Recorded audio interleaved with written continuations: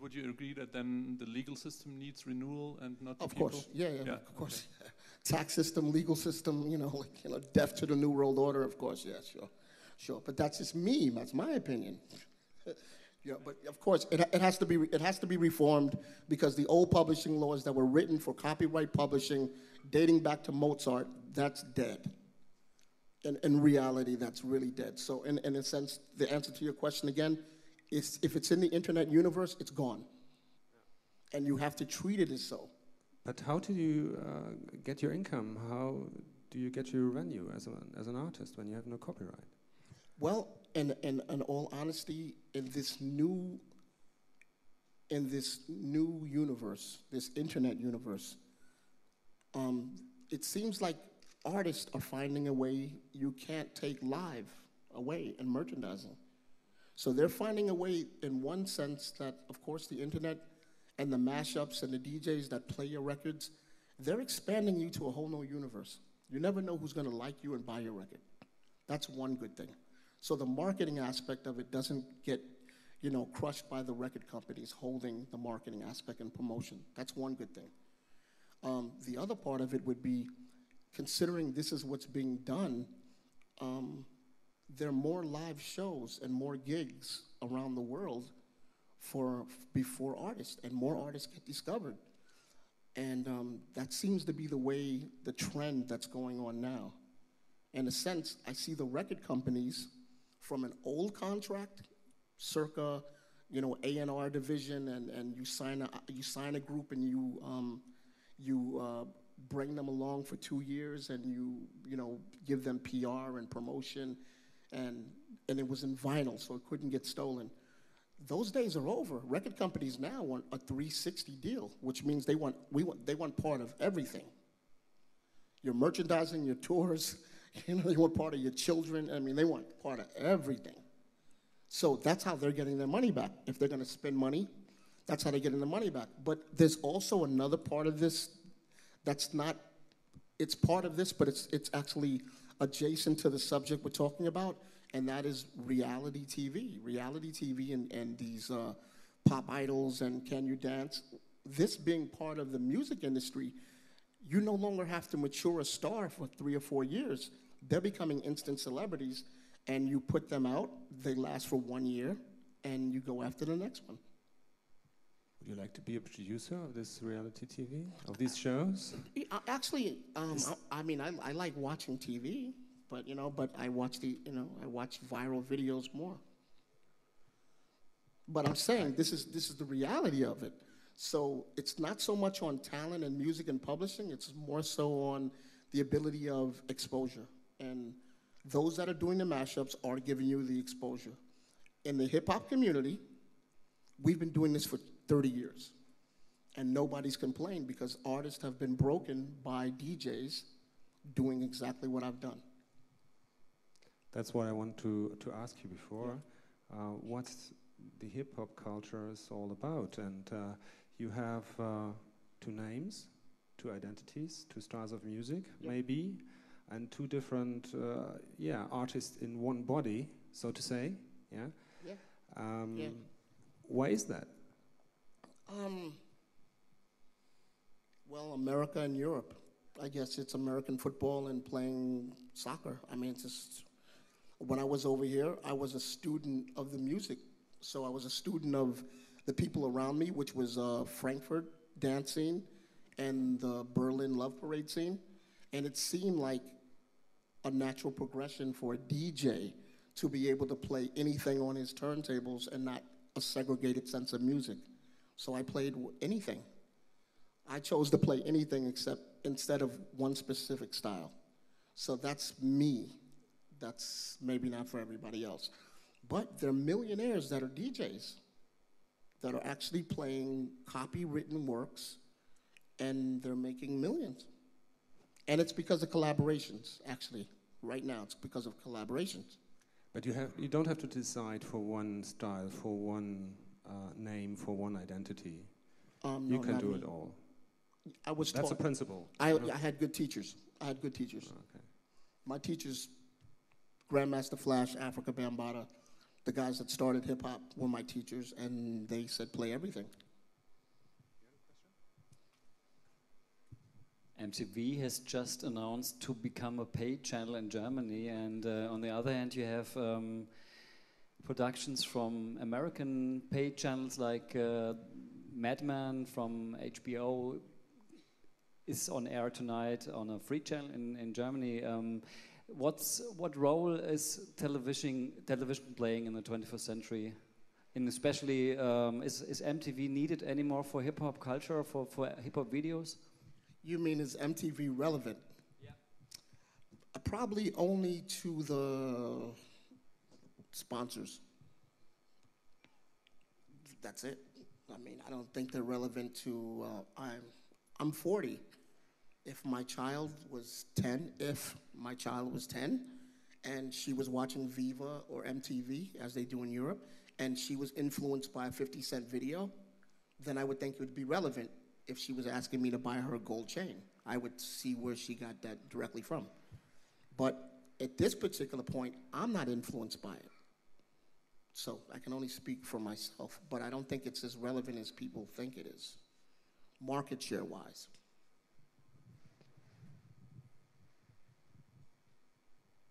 I think it's a very interesting question in regard to MTV, because at least here in Germany, they almost play no music at all, except at 1 o'clock in the morning.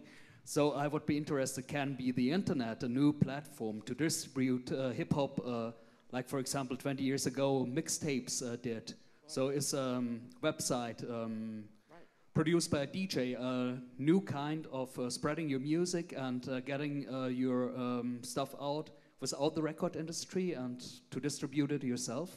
Well, and in all honesty, the internet and the webs and the new websites that are coming out have already said fuck you to the record companies. That's why they're doing it themselves. And that is, of course, hip-hop.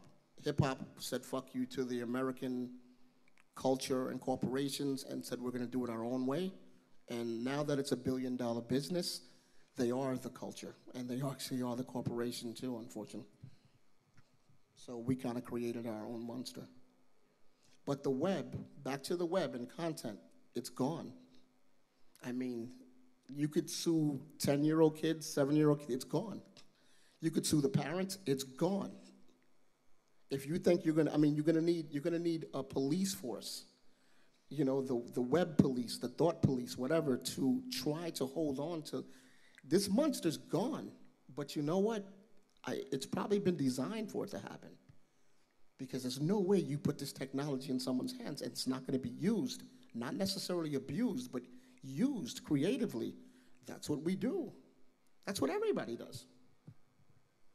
So it's gone. I mean, just it's gone. Do you know anybody who has been punished for copyright infringement? I've been punished. You have been punished? I was sued in 1988 for using a sample of War, the group War. When I was producing Ice-T, we were fans of War, and at that time there wasn't any digital, so we did it on tape. I used a record, and I used a sample of War, and you could hear them singing, and you could hear the turntable, and War was in Los Angeles, we were in Los Angeles. So we had the first copyright suit against us. They sued us for $40,000 and said, could you re-record the record with us? And we did, and they said, you don't need to pay us any money. So it was worked out between the artists. But that's the only case. Well, they didn't catch me after that. It was over. And, you know, that's it. That was it. That's it. Any questions? We good? Okay, as long as we're good. Because it's over. Just letting you know, it's over. It doesn't matter. Hip-hop, dance, music, naked pictures, if it's out there, Photoshop, you're in trouble. But you're not only the artist on the one hand, you are also a producer. And as a producer of other artists, you have to have an interest in the copyright. Is it right? Not? I have a lawyer. Okay. And that's the best way I could tell you. I have a lawyer. I'm only producing, and I'm only interested in getting the best out of the artists that I produce. That's it. Nothing else. That's it. And that's exactly your description of the current situation in the music industry. Yes. That's representative of what you said. The music industry is probably 95% business and 5% music. So as he was explaining about MTV, it's the same way. They're only interested in the flavor of the month, you know, or the star of today, and then they're gone tomorrow. I mean, I could ask you a question. Big Brother started over here. It started in Holland, I know. But when I came over a couple of years ago, Big Brother was a big thing in Germany. I had friends that ran home to watch what happened on Big Brother. Does anybody know who won the first Big Brother? That's what I mean. Oh, you know? All right, now, she reads too many books. But you understand what I'm saying, because Big Brother or whatever reality show or whatever it is, I mean, that's the flavor of the day. People are making money from, you know, these instant success. So the emphasis on whether somebody does a mashup in content on the internet, most of these companies would want their content to get on the internet to spread the content which they can't spread to other people anyway. But if you don't have control over the, I try it again. If you don't have control on the outcome of your artistic work, you know, there will be no original anymore. If everything is mixed up with everything, there will be no, I don't know, artistic origin, or everything is a collage, something like that, you know? I don't know, call it there is no ownership, there is no origin, there is just a stream of, I don't know, signs and music and sound and something like that. I guess it's a musical renaissance. I don't know another way of putting it, except there is an original. And I guess people that want to find it will find it. But I mean, in the honesty, a mashup is it's creative, but it's stolen. It's both worlds. It is creative, extremely creative, but it is stolen. Okay, any questions? There is a question. Hi. So at what point, if you have 2-3 different songs and you're mashing them together, mixing, are they becoming a new original? Is it after you used 5 seconds, 2 seconds, whatever? I think the minute you put anything on anything, it takes on its own life. It's not if you use only, let's say, a certain part of a song or something. Just the fact that you're mixing them together will create a new original. The mixing part, no. But you mean actually putting another song on another song or what other elements? Yeah. It's something else already. But you are putting it on the original. Okay, so then you have another original directly. It's an original, you know, part 2. Which you then, if you're then mixing with another one, it's you original, are infringing your own copyright then. Basically, yes. Okay. Like I said, we invented the monster. We did, and we'll die by it. That's correct. What's your stance on Creative Commons? I have none. Okay. Some other questions? All right. No. We good. As long as we good. As long as you understand, when you log on tonight and you go to YouTube or you go to Facebook, you can find me. You could be my friend. That's the kind of marketing you do? Actually, no, but I mean, why not? Social media marketing? Why not? I mean, this is reality. I could see these people, you know? Yeah. It's a different thing when you just want to add friends. Okay, it's different. So then, social network. Do you have to say something else? Not anything else. Social network. Social right. network. Okay. Yeah, download my record at iTunes, you know.